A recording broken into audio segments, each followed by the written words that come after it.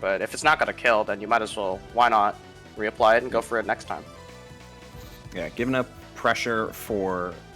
immediate reward for later pressure kind of feels like a very Rivals 2 MO at this point. Something that Elkies has found a lot of success with Maple, but also both the Forsburn lexicon and the Loxodont lexicon have also been trying to develop more and more, whether it be with Loxodont utilizing more and more of the down B bursts and trying to play around platforms more to make sure that when they get that hit, it is absolutely maximized.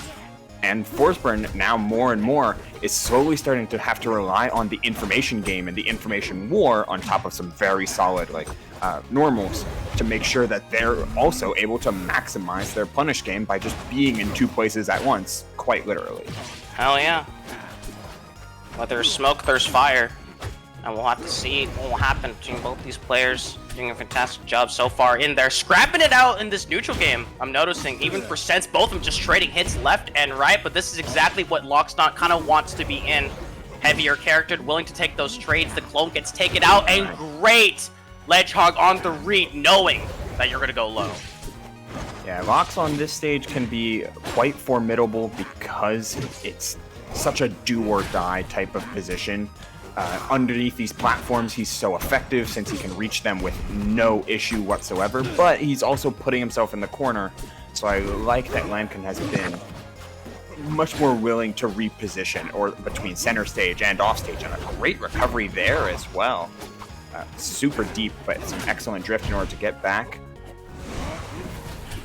And alive. And here's the problem.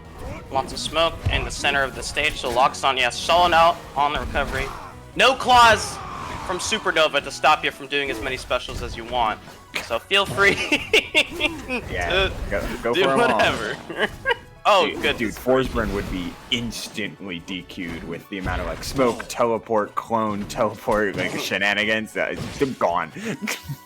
Make sure to count it out loud so that they'll know, not to pressure them or anything. But go for it. Yeah, you have to recover high because of the Ledgehog just being able to kill you at potentially 0. One of those characters with Loxodont, you're so vulnerable to being those. So when you're in a checkmate situation where you can't even mix up to go high, it's a checkmate. But speaking of checkmate, there connects, and a nice stock with only taking 40% on this good amount of stage. It's going to be up to MonkadS to try to make this comeback happen. But damn, Loxodont all over you, breaks out of the grab. Just in the nick of time too. But this is full magma Loxodont. This is terrifying to try and engage with. Finds the CC grab. Holding steady as another forward hug there sends at such an awkward angle. Nair one up throw, not getting the right hits of the follow-up Nair though. Oh, nice. Nice pickup. I like the idea, right? I love the dare resets, but damn! Caught the DI in! And nothing's gonna save you there. Loxodont with a 2 stock. Damn, Uble, that was clean! Yeah, it was DI in on the up throw and then DI out on the up air, but that's tough to have. Basically, you got double DI mixed, and also your Forsburn. You are when it comes to characters with perfect combo weights and fall speeds and everything, Forsburn kind of is the character you practice all of your fun extensions on because he's just so susceptible to any character getting the real juicy extra extensions at those mid-high percents. Like Olympia and Zetterburn have the higher fall speed for the low percent extensions and the truly gruesome edge guards. But if you're looking for platform confirms, Force is absolutely the perfect weight for it all. Yeah, and that can get rough. That can get rough for you, where you're the perfect weight to be comboed up. The Loxodont, the big body that, all the combo sequence will land. The straight hits within that neutral. And we're seeing kind of the swap on here as a twist of turns. 40% turns into 50. You got to be so careful. Loxodont is so lethal. Dash attack barely misses. If it was just delayed a little bit longer. Trying to chase down after the tech, but Uble, we're starting to see a lot of improvements coming from MonkadS, but as soon as they say that, just got off stage and I thought Landkon was just going to contest afterwards. Jesus. You have to play it slow here if you're MonkadS. I know how it's hard in order to sit here at with your opponent at 142 and think, oh man, I really need to get this stock, but you cannot rush things against Loxodont. He will find an up throw back air and put you at just the worst spot eternally. Jab and forward tilt are hard to interact with on a consistent basis. Uh-oh, DIN! And that's what you get for rushing things, trying to force your way back to ledge, force your way back into center stage with the special get up from ledge, and Landkon made you pay for it at 162. Patience is a virtue as Forsburn, no matter what the percentage and no matter what the game state. Two-sentence horror. Loxodont dash attack. DIN. Moves crazy. It's just not good. Finally lands the up air. Thank goodness to the stage, allowing that one to kill on out. But Landkon stealing away stock number 1 and unable to get too much on the second one. So both of them resetting back to this neutral. And once again, they're clashing and scrapping. But finally, a small combo sequence that doesn't lead to too much. But at least you're able to hold on and try to continue it down. But look at how well spaced out Landkon's being. Gets a nice little grab as well. Continuing on anti-air up tilt Uval. Look at this pressure. Yeah, that was perfect anticipation from Landkon. You saw the smoke and then the teleport high. You know there's only one place you could go, so putting out an anti-air there was perfect. And it removed the resource from... It removed 2 resources from MonkadS. No clone and no teleport to smoke means the recovery was severely gimped. Oh, and here comes the tech chase. Oh, forward tilt barely misses. That could have been disastrous if it was a pull. It could have been a grab reset. Chase down with the command grab. My goodness, the chase down as well with the down strong. That was the magma stacks. It did pop a great response by MonkadS. Yeah, super necessary there, Wolf. We're going to be seeing no smoke and, okay, instantly going for the super clone. That super clone over there, yeah.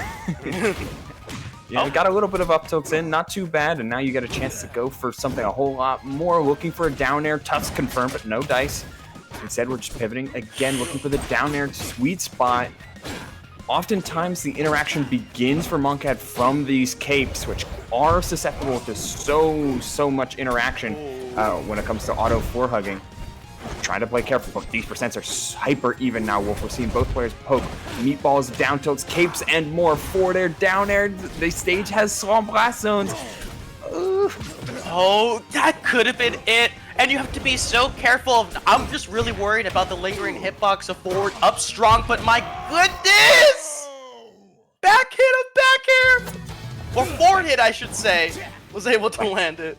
Thanks, Trevor. Looking excellent. You know, up tilt did get some massive changes, but Loxodont is just floaty enough and just big enough to where even at those higher percents, just able to space out the reverse hit of back air, and, or I guess as you said, the forward hit of back air and get that stock. Massive win there, and a massive comeback as well from MonkadS to get some juice flowing and get some momentum on the board. Loxodont can be a terrifying matchup to play into, so having this level of confidence, as we were saying earlier, matters a ton. Oh, I wanted the downstroke. So yeah, confidence does matter, and it seems to be going on right through to game number 3, a huge lead, but that can evaporate within a second. Greatly spaced attacks, but the down tilt as a response. 121. Landkon doing a fantastic job staying alive. Here's the problem: if you're MonkadS, you can't be as, you know, as game number 2, right? Where you're just like, oh, I just need to finish the stock. It's 130%. I can finally get it out in there. Loxodont lives for these moments, and just like that, is able to get a nice 1-2 great snipe. Barely stays alive. Clearing out a ton of smoke, finds a reverse back air, hasn't touched the ground yet, but still has the teleport. Clone dash comes back, and we find our way to ledge. Excellent delays on the recovery, and then a simple back throw. Looking good. Oh, hello. Nice tempo changer there from MonkadS. Landkon slightly off the mark when it came to going low and getting blown up for it. Another special getup though. Goodbye.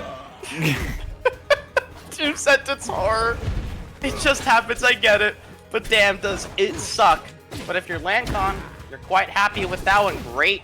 Able to hug the floor in that aspect. Of course, into the disadvantaged state, trying to swipe away. These command grabs with the Stampede are landing for huge amounts of damage, Uval.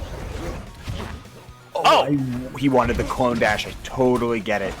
Calling out the clone dash could have been monumental. Instead, we're just covering some neutral techs with jab and forward. So big down air. Tusks. Not going for Tusks and not back air. Trying the DI mix-up. Totally respect it. Oh, yeah.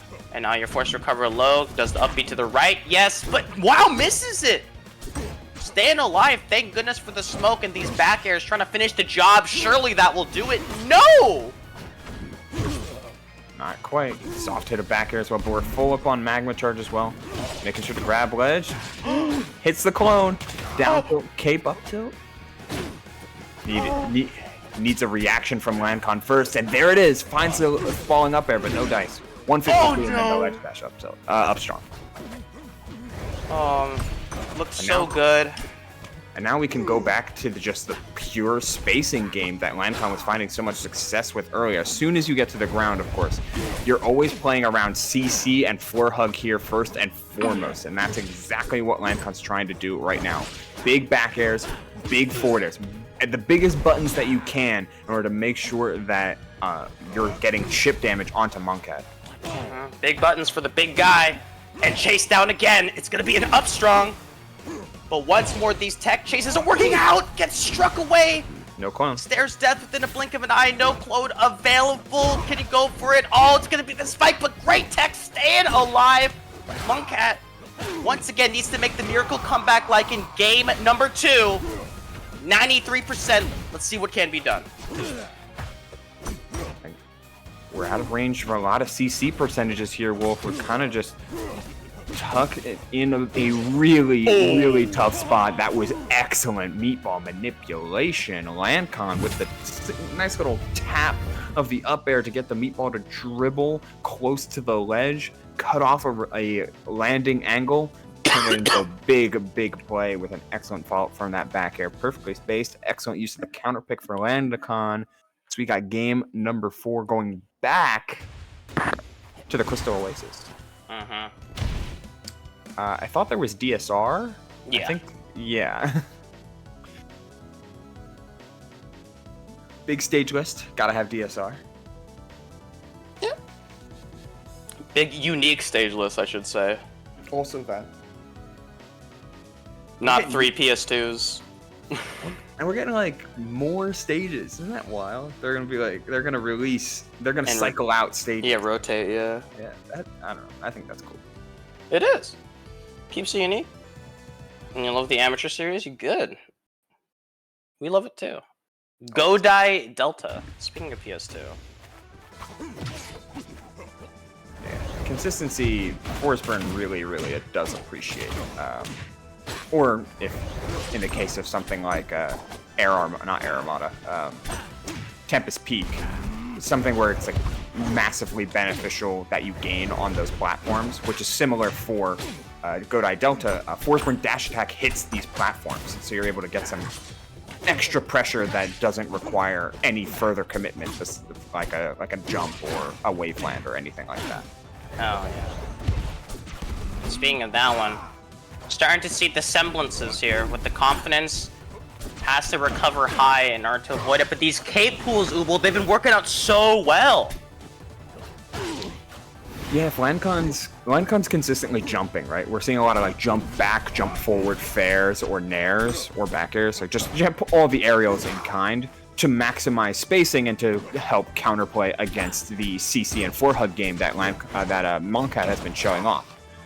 And if you're jumping all the time, you can't exactly 4-hug cape as well, so it functions as a perfect landing catch and anti-air, and then you can turn the combust into a huge stock afterwards.